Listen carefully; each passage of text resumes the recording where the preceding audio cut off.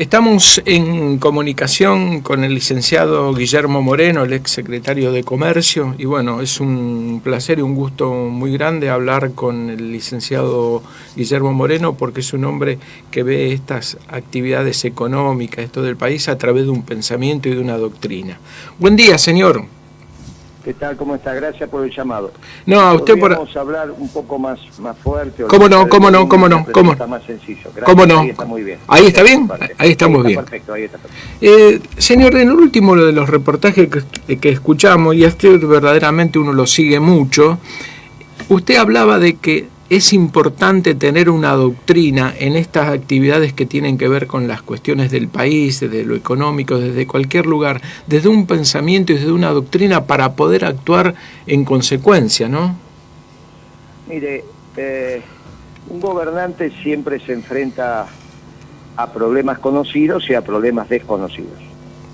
Está claro que el coronavirus es un tema desconocido y hay otras situaciones, quizás en la economía, que son hechos que ya han acontecido. Cuando uno se enfrenta a temas conocidos, recurre a la experiencia, recurre a la historia. Sí.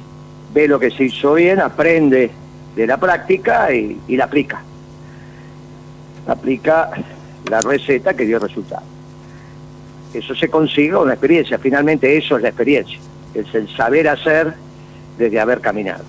Ahora, también hay hechos novedosos, donde uno bucea y no encuentra.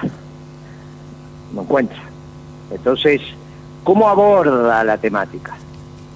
¿Cómo tiene un gobernante que abordar la temática, por ejemplo, del coronavirus? Sí. ¿En la Argentina o en cualquier país del mundo? Bueno, desde los principios y valores, que eso es lo que fundamenta una doctrina. Por ejemplo, el general Perón nos enseñó, sí, nunca conduzca desde el miedo. Esto significa, nunca le transmita miedo a la sociedad. Porque una sociedad con miedo quizás reacciona de la manera menos indicada. Por ejemplo, apedreando una ambulancia. O ayer en La Plata, un señor joven que castiga a un señor que iba en su auto solo porque no llevaba barbijo, cuando no es obligatorio. Pero aunque lo fuera, no tiene derecho. Claro.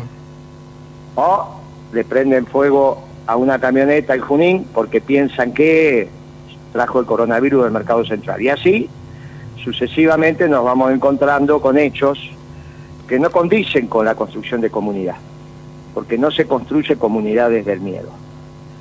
Lo segundo que entiendo yo humildemente, es, mire, si hay que retirar la fuerza de trabajo del mercado porque no hay alternativa, hágalo, pero siempre tenga presente que gobernar es crear trabajo, no destruir trabajo. Así que genere las condiciones para que sea lo mínimo indispensable que usted tenga que sacar al mercado de trabajo. Si no, la gente, ¿de qué va a vivir? Te ganarás el pan con el sudor de tu frente. ¿Cómo sería el caso? Pensar que te ganarás el pan con el sudor de tu frente se reemplaza imprimiendo plata, no es serio. Porque obviamente que los problemas económicos no se solucionan imprimiendo dinero. Eso es una visión hasta preadolescente de la economía.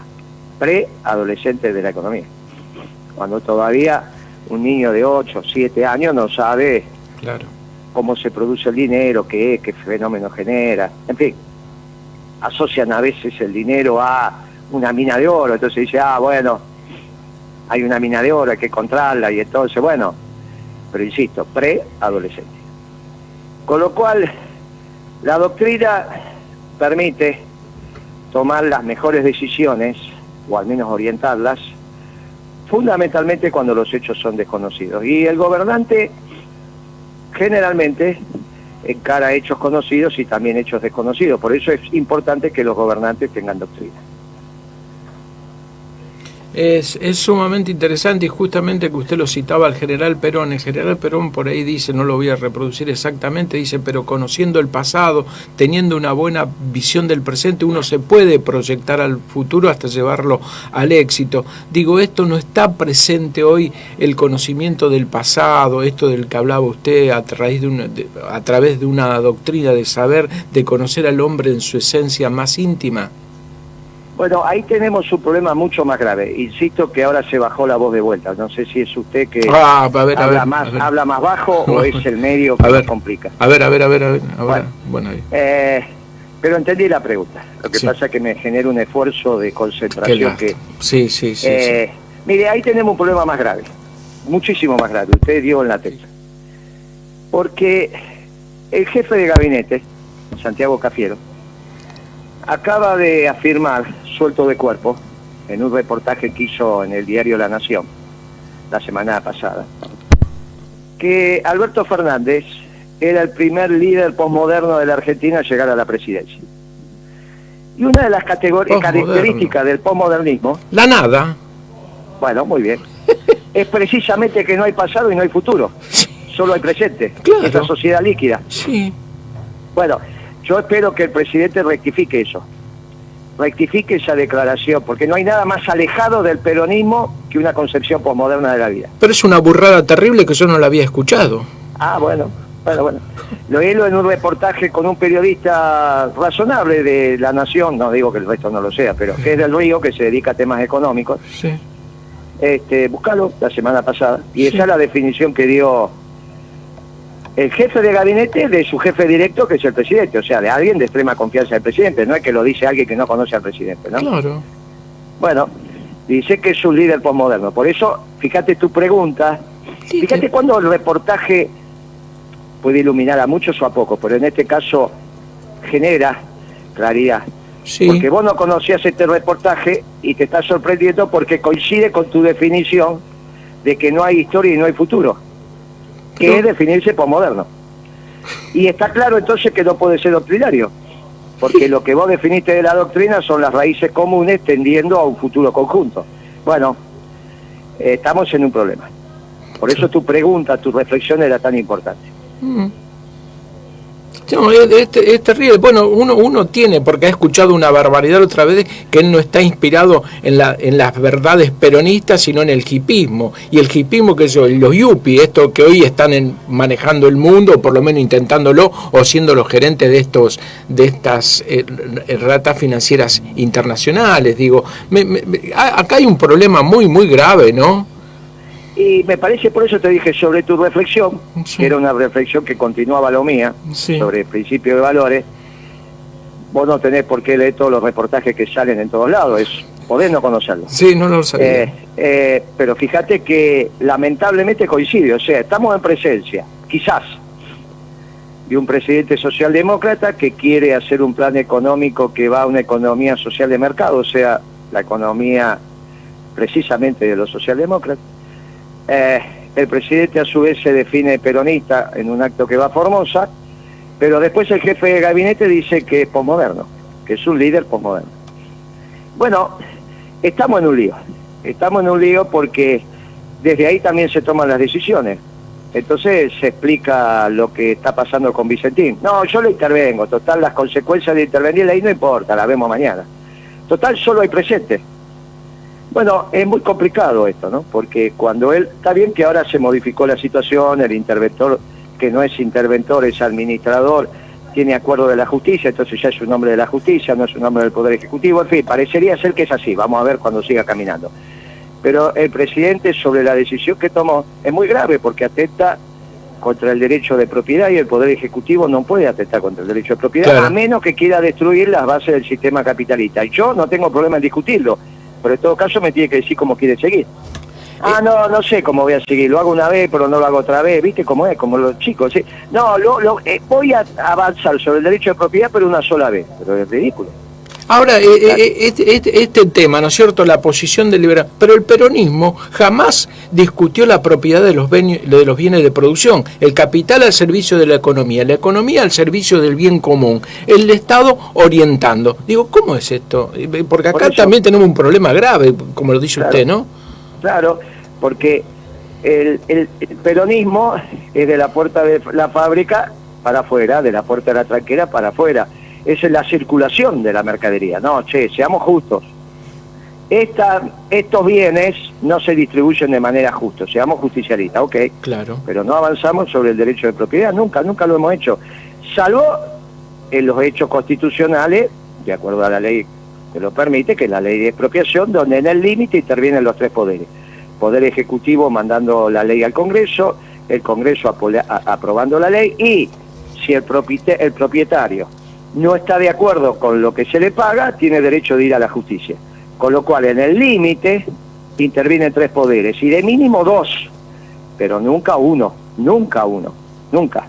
Bueno, esto es una barbaridad que, obviamente, en el caso de la expropiación, tienen que intervenir por lo menos los dos o tres poderes, como siempre se hizo. En el caso de la intervención, el presidente iba a contar plata ajena, metiéndose con el derecho de propiedad, modificando los principios ordenadores del sistema capitalista, sin decir si quiere o no cambiar el sistema, porque si él quiere cambiar el sistema está en su derecho. Ah, claro. Pero entonces lo tiene que decir y explicar.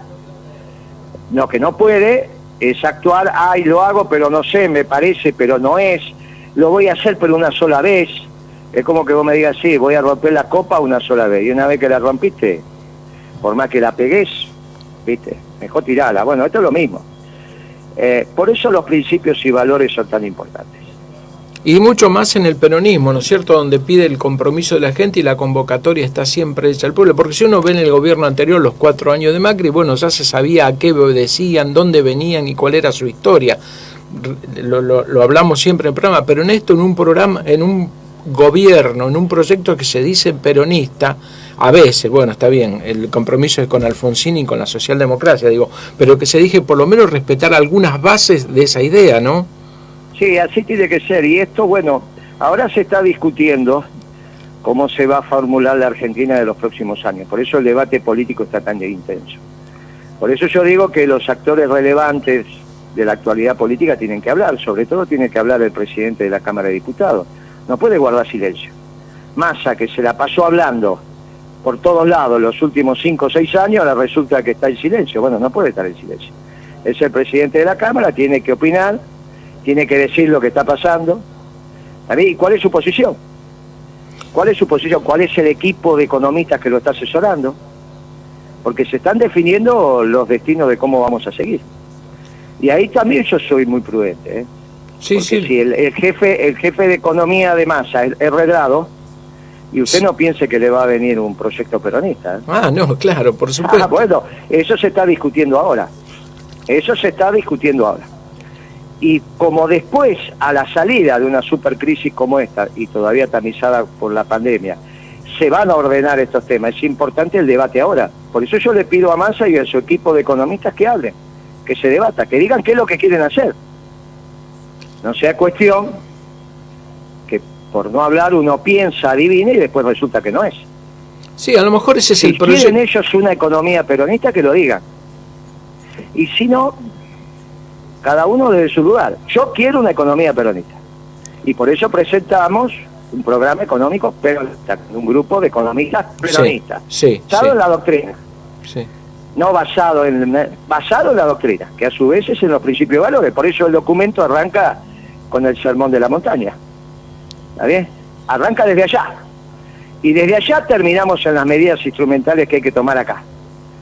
Pero con una coherencia. No se la pido a los posmodernos, porque no tienen por qué tener principios y valores. Pero sí se los pido al resto de los que dicen que representan el ideario peronista, que lo digan.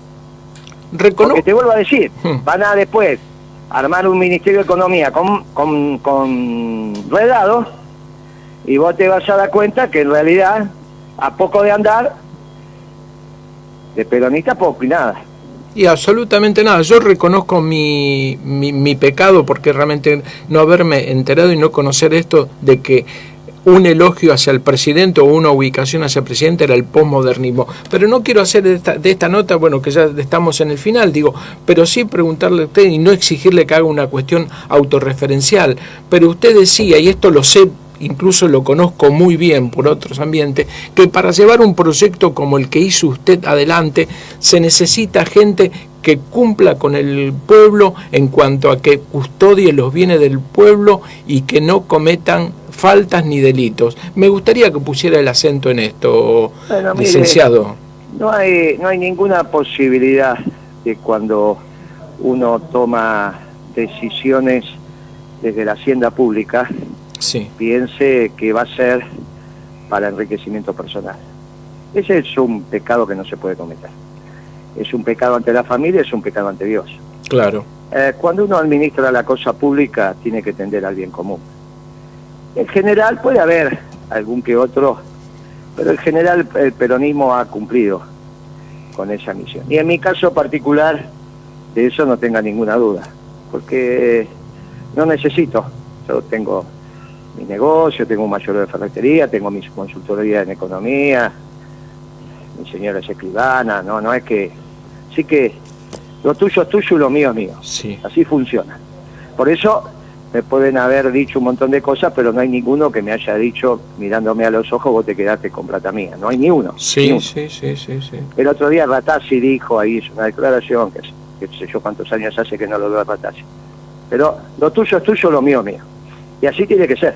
Y lo que es general, cuando te dan para administrar la hacienda general tiene que tender al bien común. Nunca se toman decisiones para el enriquecimiento personal. A la larga eso termina mal. Terminar mal con tus hijos, Sí, no te miran a los ojos, claro. y terminar, vamos, mal con tu conciencia y con Dios. Porque a la larga, lo importante es el último día. El último día es el importante. Sí, el Cuando vos te encontrás allá arriba con el que te va a juzgar. con el Altísimo, claro. Y ahí es importante. Lo demás, bueno, ahí es importante. Y como dice la muchachada de toda la vida, la mortaja no tiene bolsillo. Y como decía el general Perón, que un gobernante tiene dos destinos, hacerse rico o gobernar para el pueblo. Claro, exactamente. Señor, Exactamente.